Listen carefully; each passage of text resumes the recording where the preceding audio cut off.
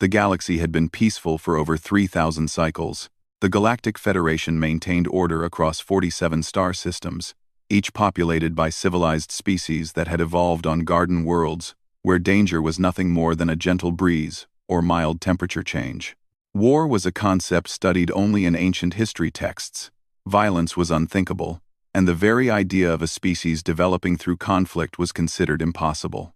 Captain Zylara of the Federation vessel Times Harmony's song, Times floated gracefully in her command chair, her translucent blue form rippling with the calm satisfaction that came with another routine patrol. The Crystallians had evolved on a world of singing crystals and floating islands, where the greatest threat was accidentally bumping into a particularly sharp mineral formation.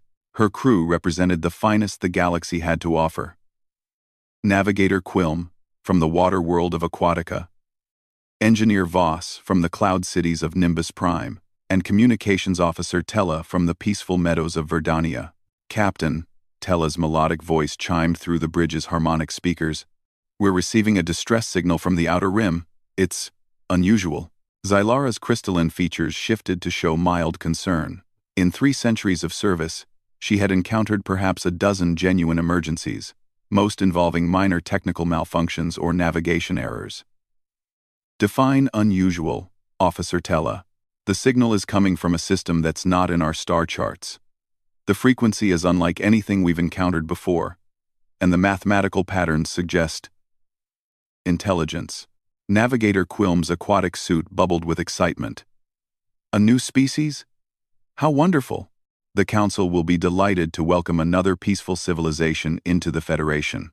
Engineer Voss adjusted his atmospheric regulator, his gaseous form swirling with curiosity. Perhaps they need assistance with their technology. We should investigate immediately. AD observant. We should investigate immediately. Zylara made the decision that would change the galaxy forever. Set course for the signal's origin. Alert the fleet. This could be a historic moment. The Times Harmony's song Times was soon joined by 12 other Federation vessels, each filled with diplomats, scientists, and cultural specialists eager to make first contact with a new species. The fleet represented the pinnacle of galactic civilization. Sleek ships, designed for comfort rather than conflict, powered by clean energy sources, and equipped with the most advanced peaceful technologies in known space. As they approached the unknown system, the distress signal grew stronger. It was indeed mathematical, complex, and carried what their translation algorithms identified as emotional urgency. The message, when finally decoded, sent ripples of sympathy throughout the fleet. Mayday, Mayday. This is Earth Vessel Times Defiant Asterisk. We are under attack by unknown hostiles. Our defensive systems are failing. We have wounded aboard. Please, if anyone receives this transmission, we need immediate assistance. We are alone out here. The Federation fleet's collective heart broke. Here was a species in desperate need, calling out into the void for help. Every ship in the fleet had been designed for rescue operations and peaceful assistance. They accelerated toward the signal with the noble intention of saving lives. What they found when they dropped out of hyperspace defied every assumption they had ever made about intelligent life. The system was a war zone. Massive ships, larger than anything in the Federation fleet, exchanged devastating energy blasts that could vaporize a small moon. Explosions lit up the darkness of space like deadly fireworks. Debris from destroyed vessels created a deadly field of twisted metal and crystallized atmosphere. By the peaceful cosmos, whispered Navigator Quilm, his aquatic suit nearly losing pressure from shock. In the center of the chaos was a single ship, smaller than the others but moving with deadly purpose. It was scarred, battered, and leaking atmosphere, but it fought with a ferocity that made the Federation crew's peaceful sensibilities recoil in horror.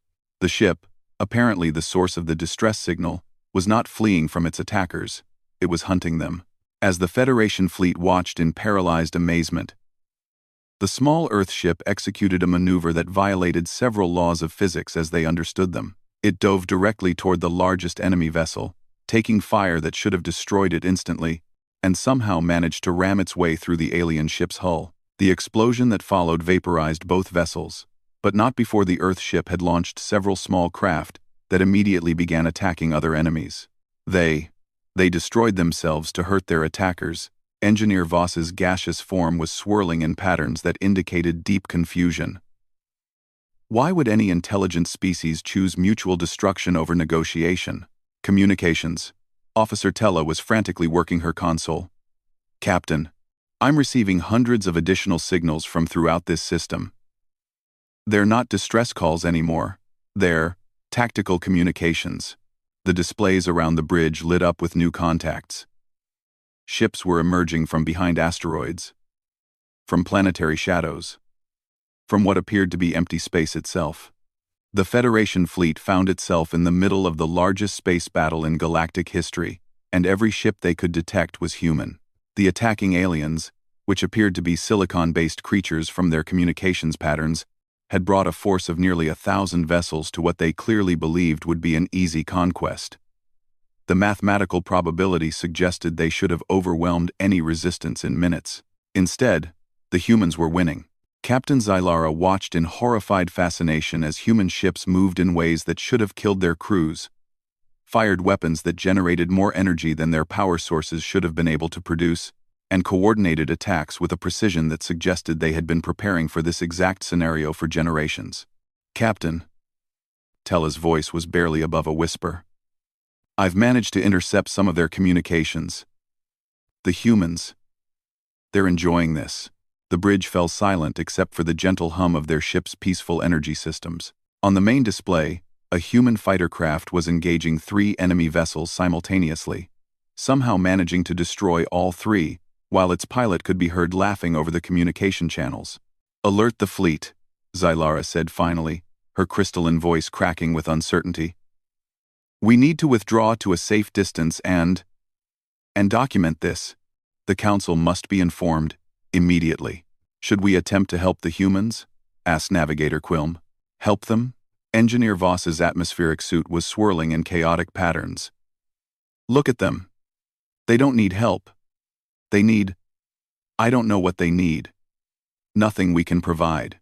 As the Federation fleet began to retreat to what they hoped was a safe distance, they continued to monitor the battle. The humans had somehow turned a desperate last stand into a strategic victory. The alien invasion force, which had expected to face primitives with basic technology, found themselves outmaneuvered, outgunned, and completely outmatched by a species that seemed to treat warfare as both an art form and a recreational activity. The final alien vessel was destroyed just as the Federation fleet reached what they believed was a safe observation distance. The victorious human ships began collecting their wounded and salvaging useful materials from the wreckage with an efficiency that suggested this was routine for them. Then every human ship in the system turned toward the Federation fleet. Captain Zylara's crystalline form began to pale with terror as her communications console lit up with an incoming transmission. The face that appeared on her screen belonged to a species unlike anything in the galactic database. Bipedal, covered in organic tissue instead of sensible protective materials, with eyes that seemed to hold both intelligence and something the Federation had no word for. Federation vessels, the human said in a voice that somehow managed to be both friendly and terrifying.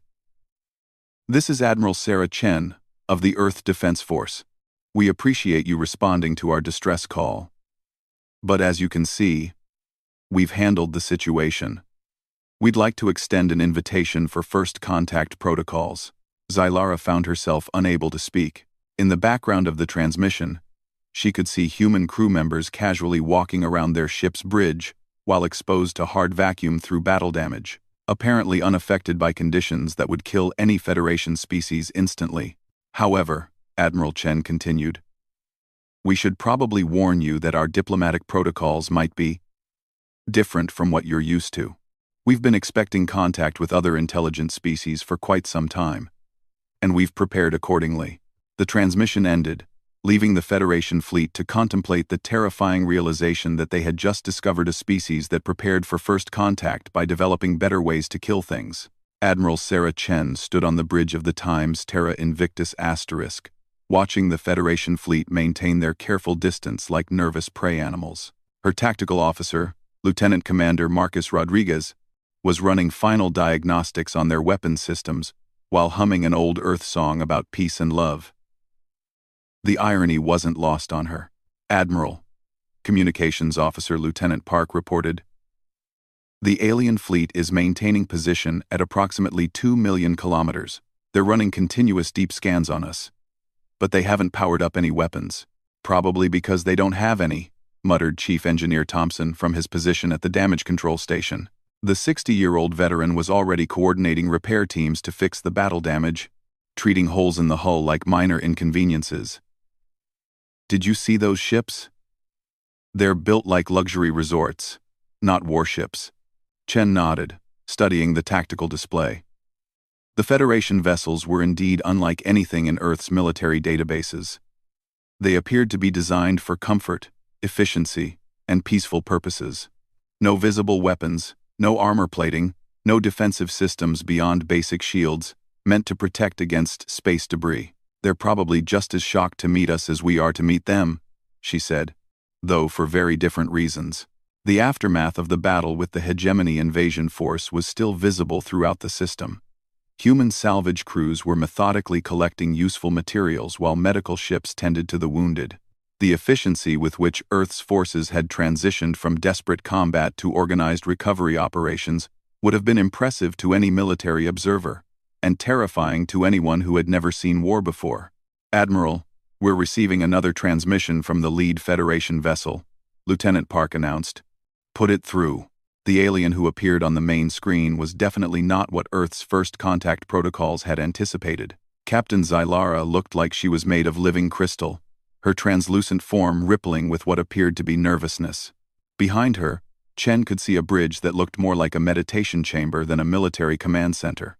"Admiral Chen," Zylara's voice carried a musical quality that suggested peaceful evolution on a world without predators. "I am Captain Zylara of the Federation vessel Times Harmony's Song **. On behalf of the Galactic Federation, that is to say, we are honored to make first contact with humanity." Chen smiled, trying to project reassurance rather than the predatory satisfaction she felt at having solved the invasion problem so decisively. "The honor is ours, Captain Zylara. We've been wondering when we'd meet our galactic neighbors." "Yes, well," Zylara's form flickered with uncertainty. "We weren't expecting to find you in the middle of what you call warfare, I believe." "The concept is somewhat unfamiliar to us." Lieutenant Commander Rodriguez leaned over to whisper in Chen's ear. "Unfamiliar with warfare? Admiral, I think we just made contact with a civilization of pacifists." Chen nodded slightly, then addressed the Federation captain. "Would you and your fleet care to join us for more formal first contact procedures? We have diplomatic facilities prepared on our command ship." The pause that followed was telling. Chen could see Zylara consulting with her crew, their forms displaying what appeared to be various levels of anxiety. "Admiral," Zylara finally responded, "forgive my directness, but we've observed your species' approach to conflict resolution. We're concerned about the safety of a direct meeting." "Safety?" Chen's eyebrows rose. "Captain, we just rescued you from an invasion force. We're the good guys here." "Yes, but you did so by destroying them. Completely. We recorded over 3,000 individual acts of what our databases classify as impossible physics violations during your combat operations. Your pilots were performing maneuvers that should have liquefied their internal organs." Chief Engineer Thompson chuckled from his station. "Lady, you should see what we do on the obstacle courses back home." Chen shot him a warning look, then addressed Zylara again. "Captain, I understand this might seem overwhelming. Our species has had a different evolutionary path than yours. We developed on what we call a death world. A planet where survival required constant adaptation to hostile conditions." "Death world?" The word seemed to cause physical distress among the visible Federation crew members. "High gravity, violent weather, dangerous wildlife, natural disasters, resource competition," Chen explained casually. "Standard Earth conditions, really. We learned early that sometimes the only way to protect what you love is to be better at violence than whatever's threatening it. Navigator Quilm's aquatic form was bubbling frantically in the background of the Federation bridge. Chen could hear him saying something about evolutionary impossibility and nightmare biology. "Admiral," Zylara said carefully, "perhaps we should begin with cultural exchange rather than physical meetings. We could share information about our respective civilizations and determine the best path forward for galactic integration." Chen was about to respond when her tactical officer's console lit up with new contacts. "Admiral, we have incoming ships. Multiple hyperspace signatures, bearing 027 Mark 15. Configuration matches hegemony vessels. But these are much larger than the invasion force we just defeated." The main screen split to show both Captain Zylara and the tactical display. 30 massive hegemony warships were dropping out of hyperspace at the edge of the system, each one easily 3 times the size of the largest human vessel. "It looks like the cavalry has arrived," Lieutenant Commander Rodriguez observed with grim satisfaction. Captain Zylara's crystalline form went nearly transparent with terror. "Admiral Chen, we must retreat immediately. The Federation fleet cannot survive an encounter with forces of that magnitude." Chen looked at the tactical display, mentally calculating odds and strategic options. The hegemony reinforcements represented overwhelming firepower by any conventional standard. The smart move would be to evacuate the system and call for Earth's main battle fleet. Instead, she smiled. "Captain Zylara, I suggest your fleet withdraw to a safe distance. We're about to give you a demonstration of why humanity spent 10,000 years fighting its way to the top of Earth's food chain." "Admiral," Zylara's voice rose to near panic, "there are 30 of them. Each ship is massive. Your vessels won't survive." "Ma'am, with respect," Chief Engineer Thompson called out from his station, "we've been waiting our whole careers for a real challenge. This invasion force was just the warm-up." Chen opened a fleet-wide channel. "All ships. This is Admiral Chen. We have incoming hegemony reinforcements. You know what to do." Throughout the human fleet, the response was immediate and enthusiastic. Damage control teams worked faster.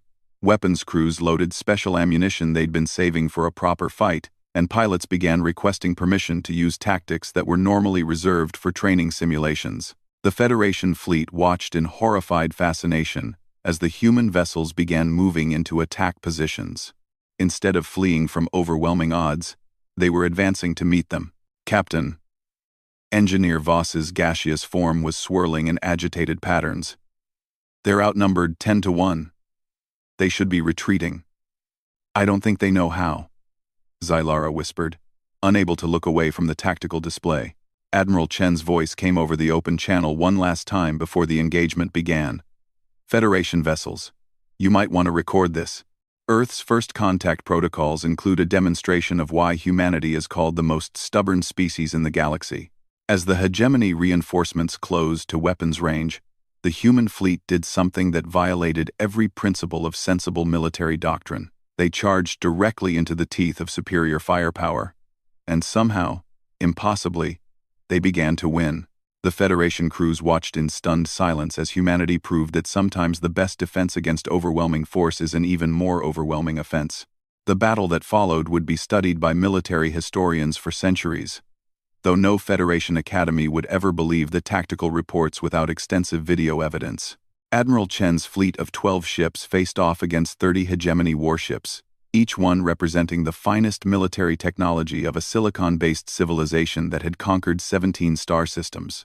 The hegemony had expected to arrive and find the scattered remains of their advance force, along with whatever primitive species had been unlucky enough to attract their attention. Instead, they found their entire invasion fleet destroyed, and a small collection of alien vessels waiting for them, with what appeared to be eager anticipation. Captain Zylara watched from her observation position as the human ships moved into attack formation. Their tactics defied every principle of civilized warfare, if such a concept could even be said to exist among peaceful species. "They're separating," Navigator Quilm observed, his aquatic form rippling with anxiety. "Admiral Chen's command ship is moving directly toward the center of the enemy formation, while her escort vessels are flanking wide. That's suicide," Engineer Voss whispered, his gaseous form barely maintaining coherence. "They're dividing their forces against overwhelming numbers. Communications. Officer Tella was monitoring human military frequencies with the desperate fascination of someone watching a natural disaster. Captain, I'm intercepting their tactical communications. They're treating this like a recreational activity.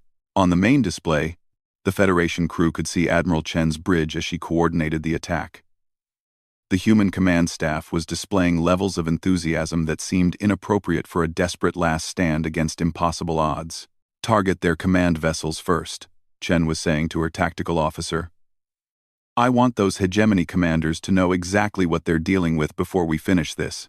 Lieutenant Commander Rodriguez was grinning as he coordinated targeting solutions.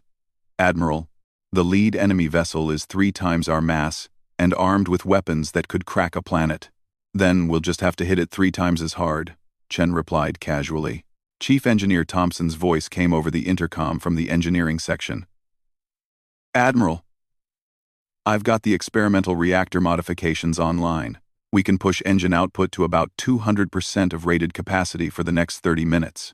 Only 200%? Chen asked with mock disappointment. What happened to that creative engineering spirit Earth is famous for? Well, I could probably get us to 300%, but the ship might explode. Save it for an emergency.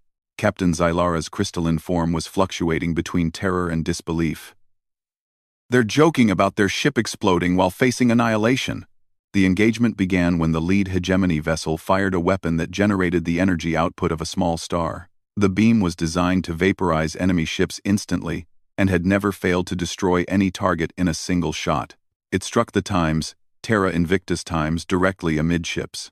The human command ship absorbed the hit, rolled with the impact to dissipate the energy, and somehow emerged from the blast still functional and now moving twice as fast as before. Armor's holding, Chief Thompson reported cheerfully. Though I think we lost the port observation deck. Nobody uses that anyway, Admiral Chen replied, then opened a channel to the hegemony fleet. Thank you for the energy donation. We'll be sure to return it with interest. What happened next redefined the Federation's understanding of military engineering. The human ships began using the hegemony's own weapon strikes as power sources, somehow redirecting the energy into their engines and weapon systems. Instead of being destroyed by superior firepower, they were being strengthened by it. Lieutenant Commander Rodriguez targeted the lead hegemony vessel and fired a weapon that appeared to be fueled by pure, concentrated violence. The energy beam struck the alien ship's shields and simply ignored them, passing through advanced defensive systems like they didn't exist and striking the hull directly. The explosion that followed was visible from several star systems away. How? Navigator Quilm's aquatic suit was nearly losing pressure from shock. Their weapons shouldn't be able to penetrate hegemony shielding. Communications. Officer Tella was frantically analyzing the human weapons signatures. Captain, I don't think those are energy weapons at all. The signatures suggest they're firing. Concepts. Concepts? Abstract ideas given physical form.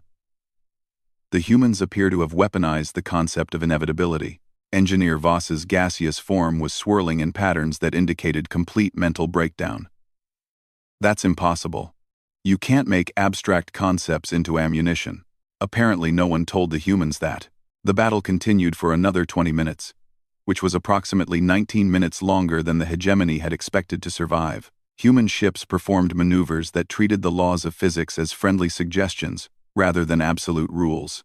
They fired weapons that shouldn't have existed, survived damage that should have vaporized them, and coordinated attacks with a precision that suggested telepathic communication.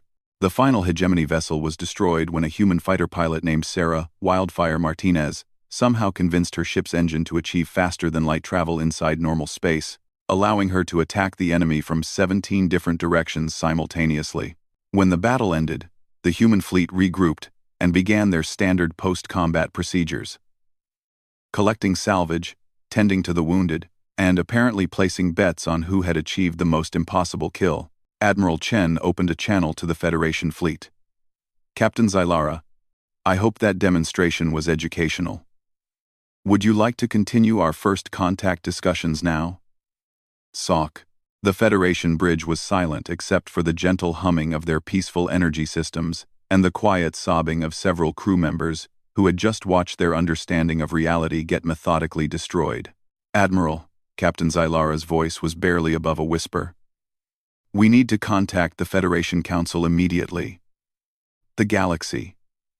The galaxy needs to know about your species. We're looking forward to meeting them," Chen replied cheerfully. "Though you might want to mention that our diplomatic procedures include a full demonstration of our defensive capabilities. We've learned that honest communication prevents misunderstandings later." As the Federation fleet prepared to return to their home systems with the most important news in galactic history, they intercepted one final human communication. Chief Engineer Thompson was addressing his repair teams. "All right, people. That was fun, but now we need to make this ship look presentable for the diplomats. Try to fix the holes in the hull before the welcome ceremony, and somebody please find out why the gravity in Section 7 is pointing sideways." "Thompson," Admiral Chen's voice carried across the channel. "When you're done with the repairs, start working on those reactor modifications.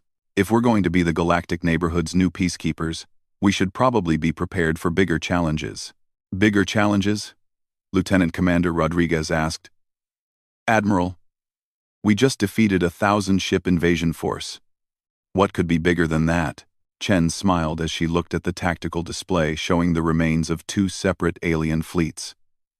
"Rodriguez, we just announced to the galaxy that humanity is available for first contact. Every aggressive species out there is going to want to test our capabilities, and every peaceful species is going to want our protection," Chief Thompson added thoughtfully. "Exactly. Which means we need to be ready for both diplomacy and demonstration. The galaxy is about to learn that sometimes the best way to achieve peace is to be very, very good at war." Captain Xylara's final report to the Federation Council would eventually be classified as the most important document in galactic history. It contained detailed recordings of humanity's combat capabilities, their casual approach to impossible physics, and their apparent belief that making friends required first proving you were too dangerous to attack. The galaxy would never be the same. For the first time in 3,000 cycles of peaceful development, the civilized species had encountered a race that treated warfare as both an art form and a diplomatic tool, and they were offering to protect everyone. The age of peace was over. The age of humans had begun.